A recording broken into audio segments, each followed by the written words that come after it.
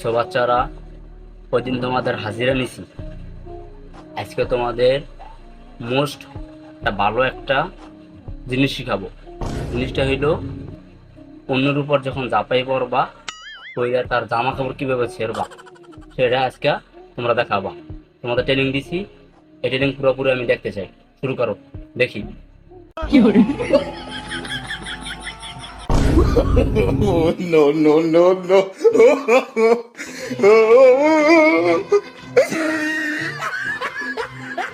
খুব সুন্দর কথা। হ্যাঁ, Oh, no, no, no, no.